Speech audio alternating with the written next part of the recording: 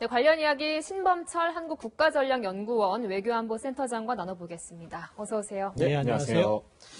네, 이게 뭐 어제 벌어진 사건입니다만 북한이 이 비무장지대에서 이 적대행위 금지를 골자하는 9.19 합의 이후에 이렇게 총격을 가한 거는 처음 아닙니까? 예, 그렇습니다. 예. 그러니까 북한이 DMZ 인근에서 총격이라든가 포사격을 한 게 마지막에 있었던 게 2015년이고, 예. 9.19 그 군사분야 부속 합의서가 맺어진 것이 2018년 9월 9일이니까, 네. 9.19 합의 이후에는 처음이고, 네. 과거 도발로 따져도 5년 만에 있는 아주 이례적인 일이라고 볼 수 있겠죠. 그렇군요. 네. 우리 군 같은 경우는 이제 피탄을 확인한 후에 2차례 경고 사격을 하고 경고 방송을 했다고 하는데 이런 뭐 군 대응은 예를 들면 뭐 매뉴얼에 따른 건지 어떻게 평가하고 계시나요? 예, 뭐 DMZ 교전 수칙에 따라서 적절했다고 봅니다. 네. 경고 방송을 먼저 하고요. 그 다음에 경고 사격을 하는데 네. 경고 방송하고 경고 사격으로 이렇게 2차례에 걸쳐서 10발씩 사격을 하고 그 다음 단계가 사실은 북한군의 이상 동향이 있었으면 조준 사격을 했을 텐데 그 단계까지는 가지 않고 2시간 이후에 군 통신선을 통해서 전통문을 발송했고 이러한 합참의 조치는 매우 적절했다 저는 평가합니다. 네. 어쨌든 이 일이 9.19 군사합의를 위반했다는 거는 맞는 거죠? 뭐 정면으로 위반한 거죠. 그 예. 내용을 보면 1조에 일체의 적대 행위, 네네. 충돌이 확산될 수 있는 일체의 적대 행위를 금하고 있는데 이런 총격이라는 것은 뭐 중요한 적대 행위이기 때문에 분명한 위반이고 따라서 그 부분만큼은 우리도 항의를 해야 된다고 생각합니다.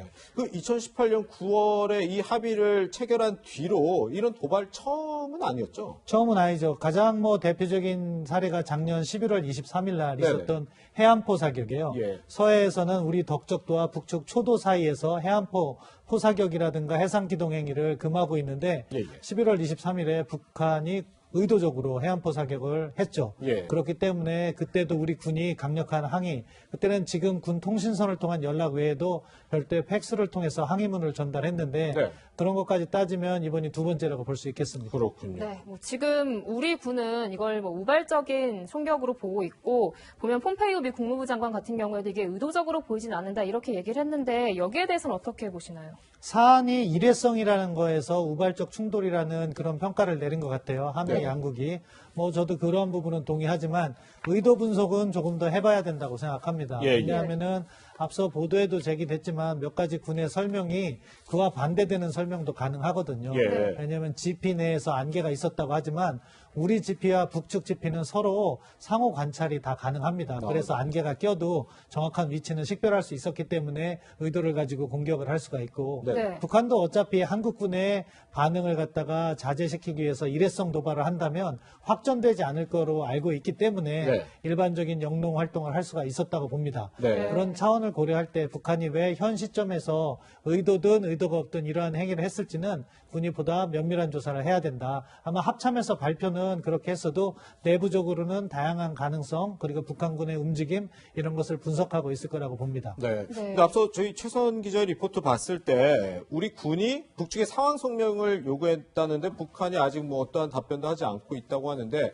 만약에 이게 정말 우발적이라면 북한 입장에서 우리 우발적으로 벌어진 일이다, 실수했다 이렇게 해명을 원래 하지 않는 건가요? 북한은 안 해요. 그게 이제 남북 우발적이라고. 관계에 새로운 관행을 만들 필요가 있는 거고 예. 북한과 같은 경우에는 자신이 불리하거나 실수를 했을 때 예. 그때 사과하는 경향이 매우 적습니다. 그렇군요. 긴장이 오히려 고조돼서 네. 충돌 가능성이 예견되면 그때 이제 북한도 입장을 바꾸곤 하는데 예. 이렇게 일상적인 상황에서는 자신들의 실수를 인정하지 않아온 것이 과거 북한의 관행이고 예. 이번에도 실수를 인정하지 않을 가능성은 높다고 생각합니다. 그렇군요. 네. 그 이번 총격 사건에 대해서 우발적이라고 발표를 했지만 그 의도에 대해서는 면밀한 조사가 또 필요하고 또 다양한 가능성을 분석해야 한다고 말씀해 주셨는데 그러면 센터장님께서는 어떤 가능성이 있다고 보시는지요? 그러니까 뭐 가장 비근한 예로 어떻게 이런 상황을 분석해야 되냐면은 북한군의 군사적 움직임과 네. 정치 경제적 상황을 맞물려서 좀 종합적으로 고찰을 해야 된다는 거죠. 네. 근데 정치적 상황과 관련해서 북한 김정은이 한 20일 정도 잠행을 했잖아요. 네. 그 과정에서 우리 언론이 김정은 건강 이상설을 제기하고 북측 기준에서는 이런 것은 자신들의 최고 존엄에 대한 모독이다. 예. 그런 것을 인식하고 있기 때문에 일종의 불만 표시를 했을 가능성이 있다. 예. 또는 동시에 한국군의 군사적 움직임을 북측도 테스트를 한번 해보고 싶을 가능성이 있기 때문에 그런 부분은 우리가 북한군 통신이라든가 여러 가지 경로를 통해서 나름 분석할 수 있는 수단이 있기 때문에 네. 그런 부분을 면밀히 검토해봐야 된다. 그렇게 말씀드린 겁니다. 예. 그렇다면 이제 북한이 앞으로 좀 군사 도발적으로 좀 무게 중심을 싣고 남북 관계를 이끌어 갈지 아니면 우리 정부 입장에서는 남북 경협을 지금 애쓰고 있기 때문에 이런 상황에도 이제 앞으로 대화를 좀 할 수 있을 건지 어떻게 좀 분석을 하시나요? 그 부분은 아직 예단하기가 일러요. 왜냐하면 저는 군사적 도발이 계속 이어질 것이라는 의견에는 동의하지 않습니다. 그래요. 예. 왜냐하면은 북한군도 군사적 도발을 할 때는 자기 나름대로의 훈련과 또는 전략 도발, 핵실험이나 미사일 실험 같은 경우는 기술적 필요성 여러 가지 복합적인 요인이 작용합니다. 네네. 근데 이렇게 단순한 도발과 같은 경우에는 4월 25일로 북한군의 동계훈련이 끝나요. 예. 그렇기 때문에 8월까지는 재래식 군사적 도발 가능성은 낮다고 보고요. 예. 대화 여부는 사실은 우리 정부 입장에서는 북측이 우리가 내민 대화의 손길, 지금 인도적 지원과 관련해서 논의를 하고 싶어 하잖아요. 그렇죠. 그 부분에 손을 잡아주면 좋은데 그거는 또 북한 나름대로 북미 관계를 고려해서 핵 문제에 어떻게 이것을 갖다가 활용할 것인가를 우선적으로 고려하는 특징이 있기 때문에 예, 예. 당장 예단하긴 이르다. 따라서 이럴 때 우리 정부가 할 수 있는 것은 이러한 대화의 그 신호는 계속해서 북측에 주고 네. 다른 한편으로 안보 부분은 좀 튼튼히 하면서 이런 북한의 잘못된 관행, 군사적 도발과 관련해서는 항의를 하고 풀어나가는 노력을 별도로 해야 된다. 그렇게 생각합니다. 네. 네, 이 이야기도 좀 해봐야 할 것 같은데, 그러니까 김정은 위원장이 20일 만에 자맹을 끝내고 이제 공개 행보에 나섰는데 그 모습을 이제 가지고서도 약간 뭐 추측들이 나왔어요. 근데 우리 정보 당국 같은 경우에는 뭐 수술이나 간단한 시술조차도 받지 않았다 이렇게 얘기를 했는데 이렇게 구체적으로 건강에 대해서 밝힌 것도 이례적이다 이런 분석이 나오고 있더라고요. 나름대로 정부에서는 자신감이 있는 거죠. 네. 사실 일주일 전만 해도 불확실한 상황에서 우리 정부는 김정은의 건강 상황에 대해서 안정적이라고 이야기를 했고 네네. 언론이나 일부 전문가들은 문제를 제기했어요. 예. 그런데 이틀 전에 나온 김정은의 동영상 모습을 보면 약간의 의혹이 제기될 부분이 있지만 그래도 네. 전반적으로는 건강했다. 네네. 그 점을 고려할 때는 우리 정부가 그런 관점에서 이 설명을 하고 있다고 보고요. 아무튼 그럼에도 불구하고 4월 14일, 15일 그러니까 태양절 행사에 참여하지 않은 부분은 우리 정부가 나름대로 추적을 해야 된다고 생각합니다. 네. 그리고 지금 현 상태에서 김정은의 건강 상태는 어느 정도 양호하다. 그것을 기반으로 해서 대북 정책을 전개하는 것이 합리적이라고 봅니다. 네. 네. 그래도 어쨌든 김정은 위원장이 그렇다면 한 20일 동안 왜 모습을 드러내지 않았을까? 뭐 이번이 꼭 처음은 아니었다곤 하지만 그렇다면 이 뭐 건강 이상보다는 이 코로나19 영향이 아니었을까? 이런 관측에 좀 무게가 실릴까요? 예, 뭐 그 가능성이 이제 더 높게 봐야겠죠. 예, 예. 이상 징후는 확실히 있었던 거예요. 그것은 예. 무엇이냐? 4월 15일 태양절 때 김일성 시신을 참배하지 않았다는 예, 거죠.